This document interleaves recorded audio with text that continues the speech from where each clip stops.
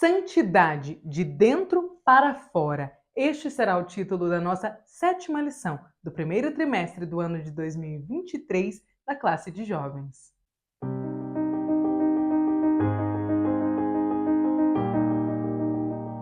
A paz do Senhor, querido aluno e professor da Escola Bíblica Dominical. Eu sou a irmã Damares, sou professora da IBD, aqui na congregação em que sirvo ao Senhor na Assembleia de Deus em Curitiba. Eu já estou aqui para que nós possamos continuar meditando juntos a respeito do processo de santificação, do ato de ser separado para Deus, de se abster do pecado e de estar o mais próximo possível de Deus. Hoje falaremos sobre essa santidade que começa lá dentro, que vem de dentro e depois chega até o exterior.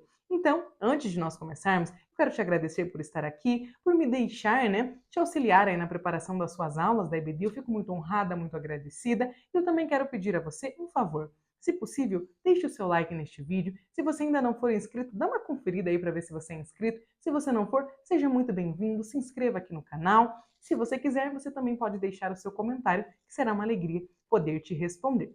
Dito isto, então vamos para a nossa aula. A lição 7 está programada, planejada para ser ministrada no dia 12 de fevereiro do ano de 2023. O nosso título, então, é Santidade de Dentro para Fora. E o nosso texto principal está registrado lá em Mateus, no capítulo 23 e versículo 27. E é um versículo que já começa com Jesus aparentemente bravo. E a gente vai entender por que é que Jesus levantou o tom e disse aos fariseus exatamente o seguinte: ai de vós, escribas e fariseus hipócritas, pois que sois semelhantes aos sepulcros caiados, que por fora realmente parecem formosos, mas interiormente estão cheios de ossos de mortos e de toda imundícia.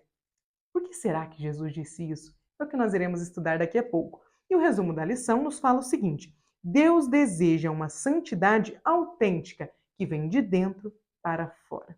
Aqui na nossa leitura semanal, os nossos jovens podem encontrar embasamento bíblico, profundidade bíblica para o tema que nós estamos trabalhando e trabalharemos, neste domingo.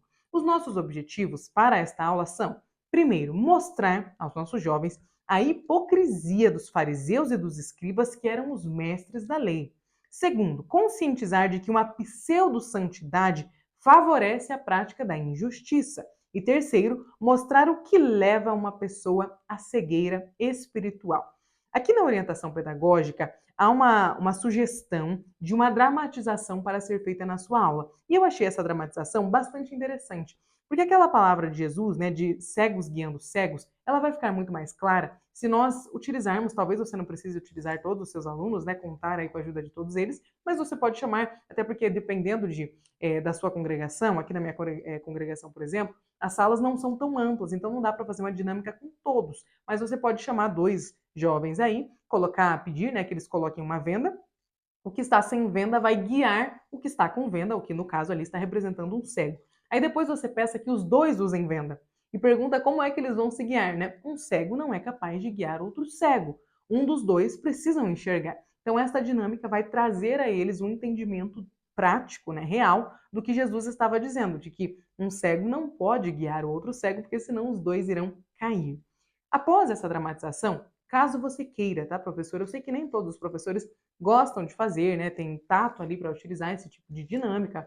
Você pode escolher uma outra dinâmica para sua aula, ou você pode focar aqui na parte teórica, porque eu sei que às vezes as nossas aulas são corridas, dependendo da congregação. É meia hora de aula, 50 minutos de aula, então é pouco tempo para tudo que a lição nos pede. Mas fica aqui a dica para vocês, consta aí na orientação pedagógica nesta lição de professor. Beleza? O nosso texto bíblico ele está primeiro em Mateus, capítulo 15, versículos 10 ao 14, e também no capítulo 23, versículos 25 ao 28. Peça a ajuda dos seus jovens para que vocês consigam aí entender o que estava acontecendo quando Jesus foi tão duro ao dizer aos discípulos que eles se assemelhavam aos sepulcros caiados. Palavra dura, Às vezes nós víamos Jesus ali sendo um pouco mais incisivo com os fariseus, e a própria introdução nos traz a resposta do motivo pelo qual Jesus fazia isso. Então, olha só. Aqui neste domingo, nesta lição, nós vamos estudar um pouquinho a respeito dos fariseus e dos escribas e das atribuições deles para a sociedade judaica lá da época de Jesus. Os escribas e fariseus, por muitas vezes, são confrontados nas escrituras, como eu falei agora, e eles foram, neste texto, chamados de hipócritas por Jesus. Eles foram desmascarados por Jesus em suas muitas pegadinhas teológicas, cujo intento, cujo motivo era apanhar o mestre em alguma contradição. Na bem da verdade, os fariseus tinham um pouquinho de cotovelo, de inveja do ministério de Jesus, da quantidade de pessoas que estavam seguindo Jesus. Então eles tentavam encontrar uma forma de pegar Jesus em uma contradição para dizer, viu? Falei para vocês, esse homem aí que veio de lá de Nazaré, sabia que não era boa coisa. Então eles utilizavam toda e qualquer prática ali que eles pudessem para tentar pegar Jesus e gerar uma contradição e fazer com que Jesus acabasse sendo exposto de uma forma negativa. Mal sabiam eles que realmente Jesus era o Filho de Deus e Jesus não tinha vindo para ter um ministério gigantesco, muito longo aqui na Terra e acabar ali com o que eles achavam, dar um fim para aquela fama. Mal sabiam eles que Jesus tinha um momento exato para ir para a cruz. Mas veja aqui, através destes diálogos que Jesus tinha com os fariseus e com os escribas, nós podemos aprender muitas coisas. E nós aprenderemos nessa aula sobre esta santidade que deve vir de dentro. Então, olha só. Aqui no nosso primeiro tópico, antes de você começar este tópico, você pode perguntar aos seus jovens se eles sabem, se eles querem dizer, querem compartilhar. É uma forma de fazer com que eles falem na aula, de que a aula não fique um monólogo, mas que tenha aí um compartilhamento de ideias. Você pode perguntar a eles quem eram os fariseus. E aí ouvi-los, deixar que eles falem, que eles deem as respostas dele. Então depois você pode fazer a leitura, que aqui nos começa dizendo que Joséfo defendia que o judaísmo, nos tempos de Jesus, estava subdividido em 3 escolas principais. Então, primeiro, os saduceus, que desfrutavam do apoio da elite, que estavam ali numa posição mais elitizada da sociedade. Segundo, os fariseus, que tinham o apoio popular. Nós já vamos entender aqui de onde eles vêm. E terceiro, os essênios, que eram um partido sacerdotal que buscou o afastamento total do templo e do restante do sacerdócio ao se isolar em comunidades distantes. Então, temos ali saduceus, fariseus e essênios. Veja que Joséfo, este que foi citado, é aquele historiador e escritor, o Flávio Joséfo, que é o autor, inclusive, de uma obra que fica aqui, a História dos Hebreus. Este é um livro que meu pai tem, muito antigo, um livro fantástico. Você que é professor da IBD, vale muito a pena adquirir. Se você ainda não conhece as histórias de Flávio Joséfo, conheça, adquira. Não é um livro muito barato, mas vale muito a pena, porque é riquíssimo. É um conteúdo, inclusive este daqui, ele tem uma apresentação feita pelo nosso querido e saudoso pastor Antônio Gilberto. Vale muito a pena adquirir. O Flávio Joséfo, ele escreveu, relatando ali os acontecimentos deste período, porque ele era um judeu que depois da destruição do templo, ele vai ser levado pelos romanos, vai receber cidadania romana, um certo valor para ficar ali em Roma e escrever, porque ele era um historiador. Então, depois da Bíblia, eu diria que uma das nossas maiores fontes históricas, de recursos, de entendimento a respeito do que acontecia na época bíblica, são os escritos do Flávio Joséfo. Então, se você não conhece, procure conhecê-lo, porque é simplesmente um dos autores mais coesos que nós temos. Inclusive, existem muitas descobertas que comprovam que o que o Flávio Joséfo escrevia era verídico, era verdadeiro. Ele é um historiador e escritor lá do primeiro século. Vejamos agora, então, que o Flávio Joséfo vai nos mostrar essas 3 escolas da época de Jesus, e nós também aprendemos a origem dos fariseus, porque os membros do farisaísmo, eles eram oriundos de todos os níveis sociais, sobretudo da classe média, ali do povão que acabava ascendendo, tendo algum comércio, tendo ali alguma fonte de renda. E eles vão surgir lá da época dos Macabeus, aproximadamente século II ali antes de Cristo. Lembrando que o tempo até Jesus, o tempo era contado de forma decrescente, Então, do maior para o menor. Ali, século II antes de Cristo, eram poucos anos antes de Jesus nascer. E os fariseus se originam deste período. Eles também tinham uma ligação, uma proximidade muito forte com os escribas. E juntos, eles acabavam ali construindo, fazendo várias ideologias. Eles eram pessoas que, depois de tudo que aconteceu, depois de tudo que deu errado com os judeus, depois de todos os momentos, às vezes, que eles deixaram de observar a palavra, eles pegaram a Torá e acrescentaram algumas coisas a mais, né? Eles literalmente fizeram com que ficasse mais pesado o julgo da observância da lei. E nós veremos o que Jesus vai confrontá-los. Então, olha só. Aqui no segundo subtópico, os escribas e fariseus acreditavam ser os verdadeiros mestres. Eles tinham certeza, como Jesus vai dizer, né? Que eles estavam assentados na cadeira de Moisés, porque eles acreditavam que conheciam toda a lei de Moisés. Eles se autoproclamavam como verdadeiros mestres. E Jesus não negou a capacidade deles de ensinar, a capacidade intelectual que eles tinham. Porém, Jesus afirmou que, apesar do valor que eles tinham como mestre, eles não procediam em conformidade com as suas próprias obras, porque o que eles diziam, eles não praticavam. Daí o Senhor, né, vem a expressão que Jesus disse a eles, hipócritas. Eles colocavam pesados julgos sobre os ombros do povo com base em suas próprias interpretações da lei. Como eu falei, eles tinham visto tudo que tinha dado errado, tinham visto, né, tudo que tinha dado errado ali, e eles quiseram dar ao invés de afrouxar, eles quiseram apertar mais ainda a questão da interpretação da lei para que o povo realmente não errasse. Então eles queriam dar ali um pontinho a mais de dificuldade, subir um degrau na dificuldade da observância da lei para que não houvesse nenhum erro. Só que eles mesmos, né, que subiam, que elevavam o nível da interpretação da lei segundo o próprio entendimento, não seguiam o que eles faziam. E Jesus, né, que sonda os nossos corações, sabia que eles não faziam. Então eles queriam pegar Jesus em contradição, mas na verdade, quem estava em contradição eram eles mesmos. Aqui no subtópico 3, nós veremos Jesus repreendendo a falsa devoção deles. Então o que acontece? Jesus fez uma crítica ao comportamento hipócrita que os escribas e os fariseus apresentavam quanto às regras da purificação, que ressaltavam uma falsa santificação à mesa. Então, as regras de purificação, que estão lá no livro de Levítico, elas serviam como pretexto para impedir as pessoas tidas como impuras por eles de compartilhar da mesma mesa. Então, as regras de purificação existiam, tá? Faziam parte ali da Torá. Só que, o que eles fizeram? Eles acrescentaram uma dose a mais de dificuldade nas regras da purificação. Como a lição vai nos falar aqui, né, o comentarista, o pastor Natalino, esta dose a mais que eles colocavam, essa dificuldade a mais que eles davam às observâncias ali, né, as regras da purificação, era justamente para impedir que algumas pessoas se sentassem à mesa com eles. Então eles queriam dificultar o convívio com o povo. Na verdade, era isso que eles estavam fazendo na questão dessas regras de purificação. Então Jesus condenou a atitude deles porque eles eram tidos como santos e faziam parte de uma elite entre os judeus, mas viviam de aparência, enquanto interiormente eles estavam cheios de hipocrisia e iniquidade. Forte, não é? Pesado ouvir isso de Jesus. Então, nós podemos concluir que a santidade que Deus requer de nós, de mim, de você, ela é a verdadeira, aquela que não é exteriorizada pelas nossas palavras, pelas nossas postagens, é aquela que vem de dentro, que vem de um coração puro, de um coração quebrantado diante do Senhor. É essa maneira de viver santa que faz a diferença nos nossos dia a dia, no nosso cotidiano. Então, fica muito claro que Jesus deseja de nós, não que nós falemos sobre santidade, mas que nós sejamos santos. Porque não adianta eu vir aqui falar para vocês, irmãos, sejam santos porque Deus é santo, não adianta eu pregar de uma forma eloquente no púlpito.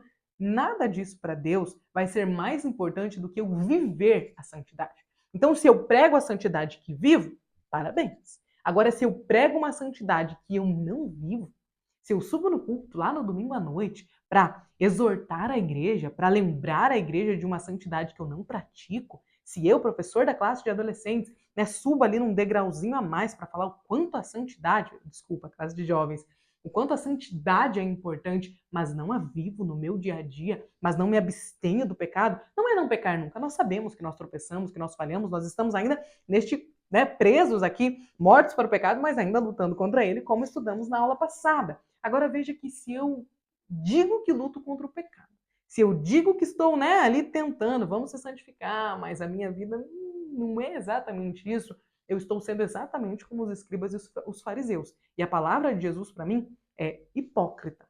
O que você está fazendo é hipocrisia.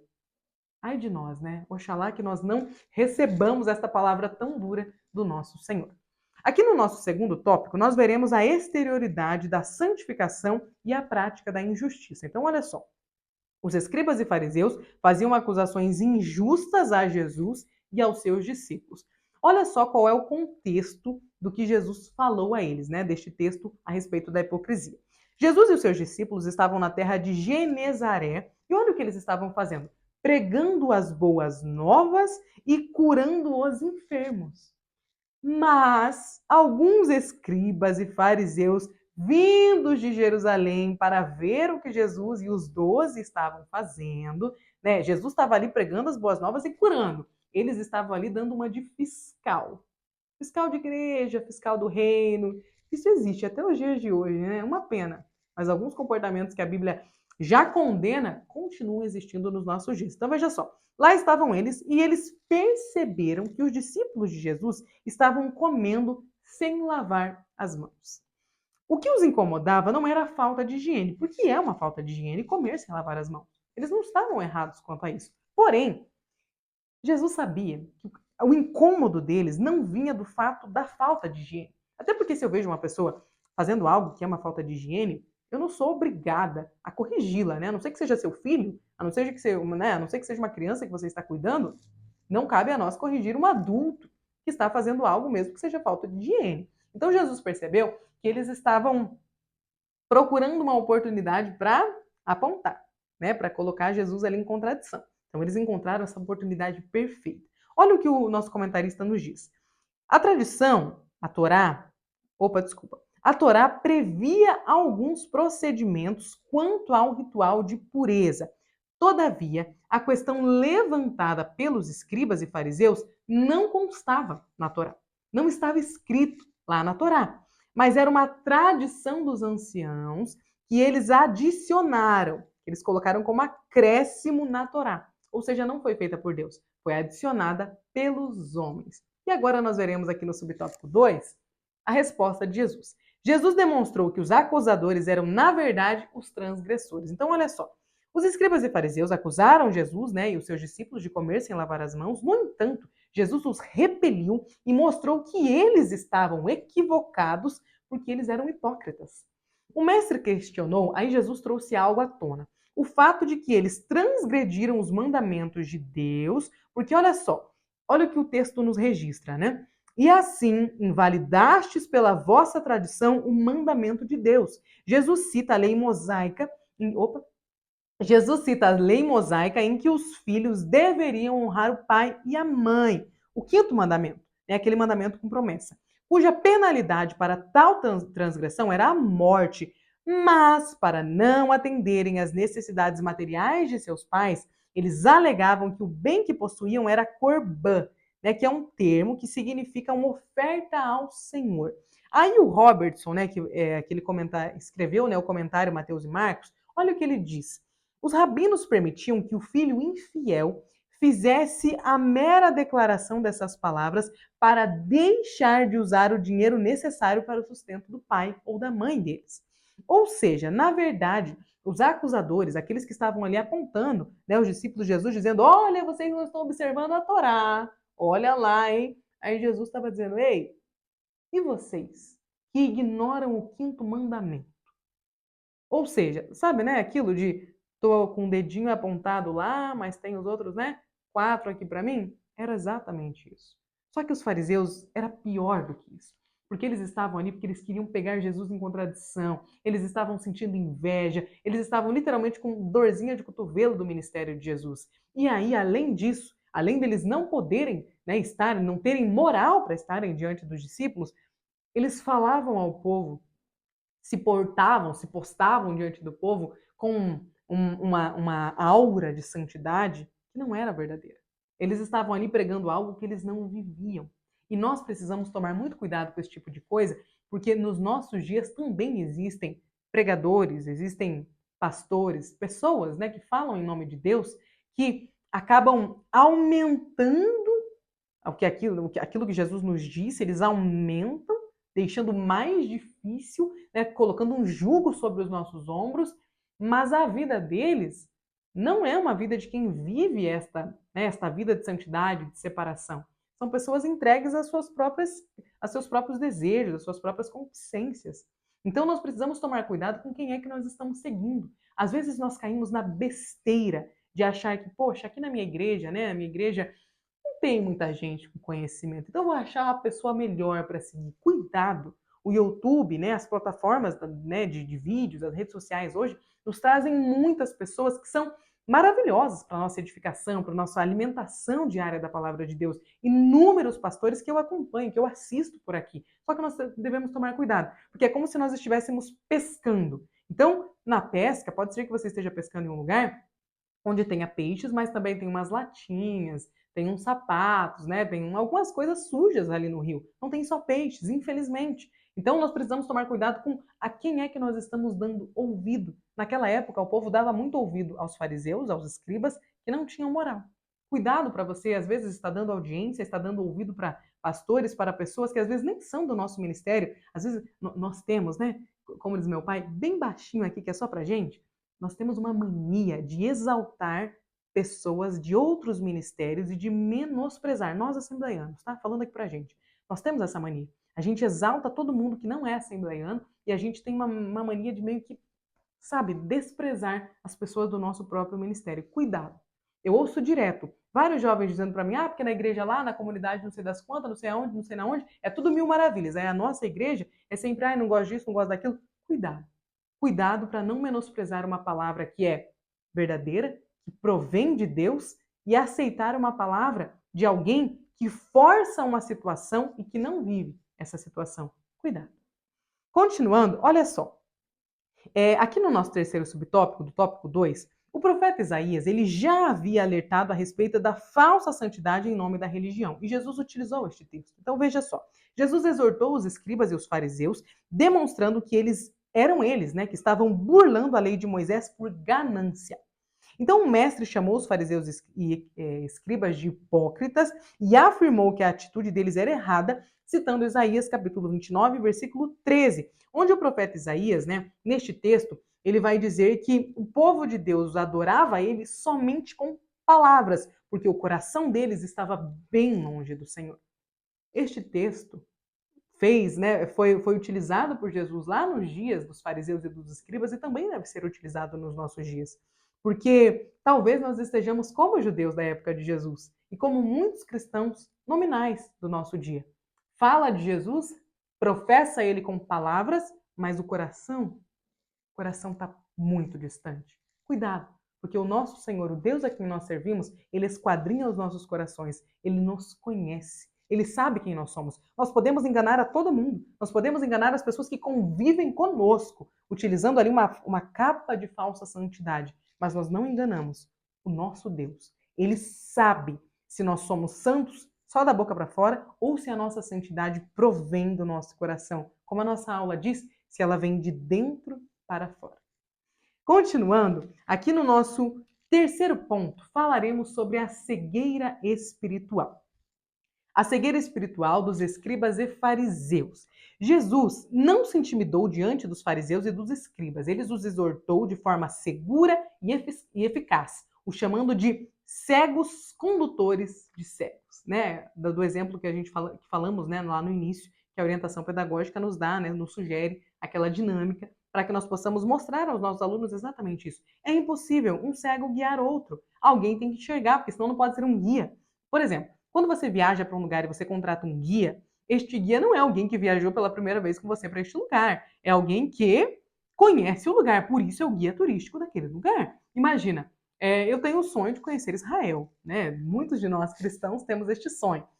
Quando eu viajar para lá, eu pretendo, né, ter ali um guia, uma pessoa que me auxilie, que conheça a Terra Santa, porque eu não conheço, só conheço através das escrituras, né? Mas eu não sei ali como andar por ali, o que fazer, né, lá em Israel. Então eu vou contratar alguém que conhece Israel. Não tem como eu chegar em Israel e contratar alguém que também não conhece, porque senão vai ser um cego guiando outro cego. Era a mesma coisa ali que Jesus estava dizendo aos escribas e aos fariseus. Ele estava justamente falando que eles se apegavam tanto a questões secundárias e irrelevantes, a tradições humanas, que se privavam da observância da lei divina. Eles estavam tão apegados ao que o livrinho de orientações sugeria, que eles se esqueciam da palavra. real do que a Torá dizia. Eles fizeram ali uns acréscimos à Torá e transformaram os acréscimos na Torá deles. E a Torá real ficou esquecida. Muitos dos nossos dias fazem a mesma coisa.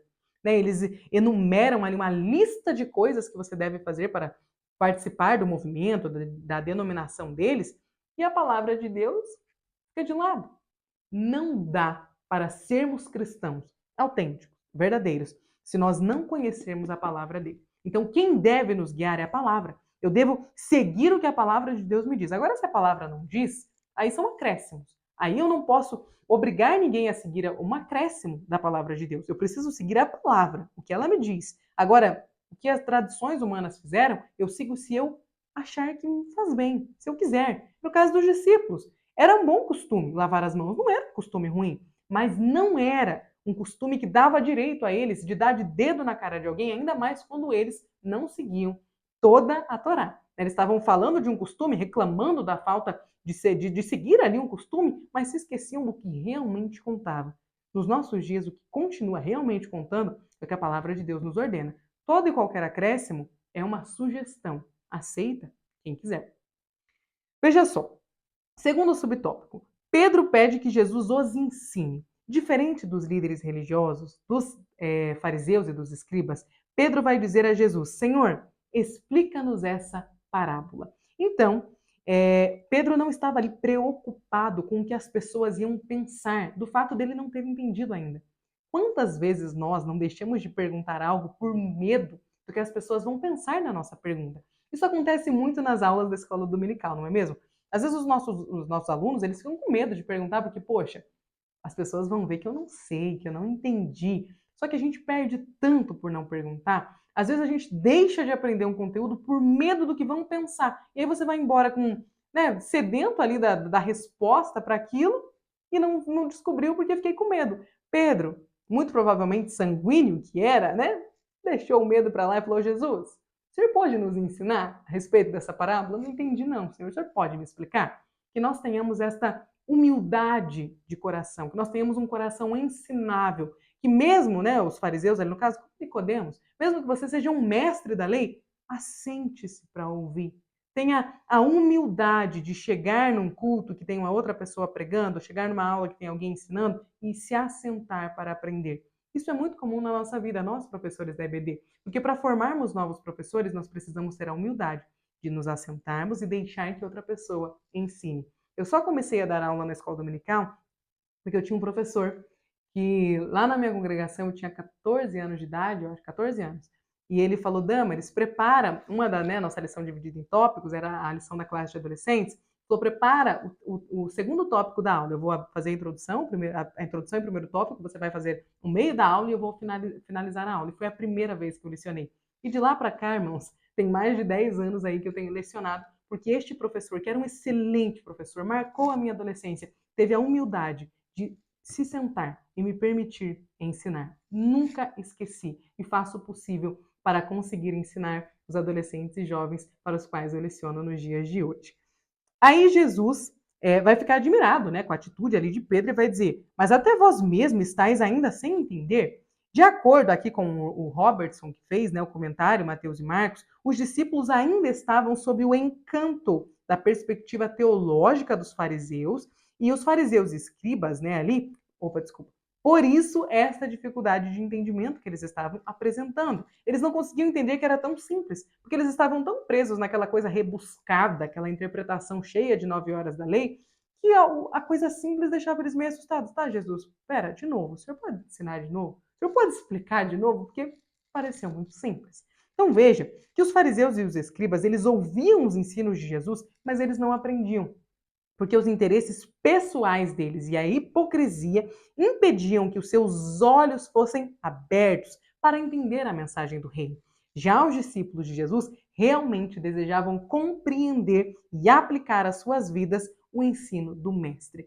Que nós, assim como os discípulos, possamos nos chegar diante de Deus e falar: Senhor, me ensina a tua palavra. Eu sempre digo lá no meu Instagram, onde eu incentivo bastante a leitura bíblica, que nós não devemos abrir a Bíblia e começar a ler antes de fazer uma oração. Porque quem inspirou a palavra está disposto a nos ensinar a palavra, a trazer a interpretação dele para nós.